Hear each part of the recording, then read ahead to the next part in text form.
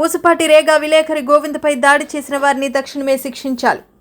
విజయనగరం జిల్లా పూసపాటి రేగా విశాలాంధ్ర విలేకరి పి గోవిందపై దాడి చేసిన వారిని తక్షణమే కేసు నమోదు చేసి శిక్షించాలని కోరుతూ Bobbili print and electronic media ప్రతినిధులు, ప్రజా సంఘాల నాయకులు కలిసి గురువారం బొబ్బిలి తహసీల్దార్ కార్యాలయం వద్ద ధర్నా నిర్వహించి పెద్ద ఎత్తున నినాదాలు చేశారు.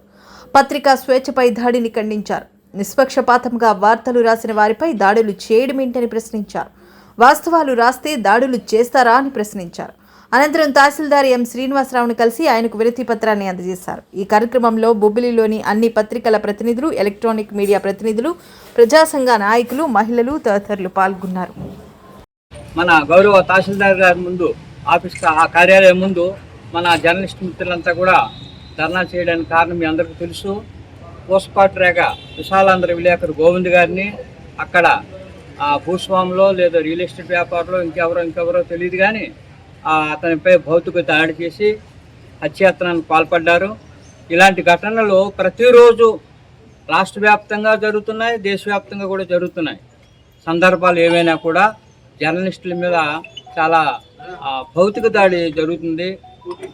జర్నలిస్టులు ఏదైనా తప్పు చేసినా లేదా తప్పుడు వార్త రాసినా దానికి సంబంధించి ఖండించుకోవడం కానీ లేదా వివరణ ఇచ్చుకోవడం కానీ లేదా ఇంకా ఎన్నో ఫారమ్స్ ఉన్నాయి. కంప్లైంట్లు ఇవ్వడం కానీ, పోలీస్ రిపోర్ట్కి ఇవ్వచ్చు, సంబంధిత అధికారులకి కంప్లైంట్ చేసి దాన్ని నివృత్తి చేసుకోవచ్చు మేము తప్పు చేయలేదని. అంతేగాని భౌతిక దాడుల ద్వారా కానీ, హత్యాయత్నాల ద్వారా కానీ సమస్య సమసిపోదు.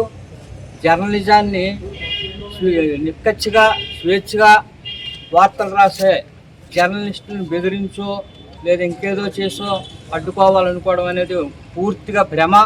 అది జరగని పని. నిత్యము ఇలాంటి కార్యకలాపాల మీద నిఘా నేత్రాలు పనిచేస్తూనే ఉంటాయి. అది చిత్తశుద్ధితో, ఆత్మశుద్ధితో పనిచేసేటటువంటి జర్నలిస్టులకు మాత్రం ప్రభుత్వ పరంగా, అధికారుల పరంగా మాకు సంపూర్ణమైనటువంటి రక్షణ చాలా అవసరం. ఎందుకంటే అవినీతి అక్రమాలు జరిగేటప్పుడు వెలుగులోకి తెచ్చేటటువంటి ప్రథమ బాధ్యతను మేము స్వీకరించాం. అలాంటి సవాళ్ళతో కూడుకున్నటువంటి వృత్తుల్లో మేము ఉన్నాం కాబట్టి మాకు రక్షణ లేకపోతే ఇంకా అనేక రకాల అవినీతి అక్రమాలను వెలుగుతీసేటటువంటి శక్తి సామర్థ్యాలు కానీ, నైతిక సామర్థ్యం కానీ, లేదంటే ఆత్మస్థైర్యం కోల్పోయేటటువంటి ప్రమాదం ఉంది. కాబట్టి ఖచ్చితంగా మా జర్నలిస్టులందరికీ, మంచిగా పనిచేసే జర్నలిస్టులందరికీ కూడా సంపూర్ణమైన రక్షణ ఉండాలి. చట్టవిరుద్ధంగా వ్యవహరించేటటువంటి అలాంటి దుష్ట శక్తులు, అసాంఘిక శక్తులపై కఠినమైన చర్యలు తీసుకుని జర్నలిస్టు కుటుంబాలను ఆదుకోవాలని మేము ఈ సందర్భంగా కోరుతున్నాం. ఎందుకంటే పొరపాటున జర్నలిస్ట్ అనేవాడు చనిపోయి ప్రాణాలు వదిలితే ఆ కుటుంబం రోడ్డున పడుతుంది. వాళ్ళకి ఎటువంటి రకమైనటువంటి ఆస్తిపాస్తులు కానీ, నష్టపరిహారాలు కానీ ఎటువంటిది వెనకుండకపోతే ఆ కుటుంబం, ఆ పిల్లలు ఎంతో దుర్భరమైన జీవితాలను అనుభవించాల్సి వస్తుంది. కాబట్టి దయచేసి ప్రభుత్వం ఇక మీదట ఇంకా గట్టి చర్యలు తీసుకోవాలని మేము పదే కోరుతున్నాం.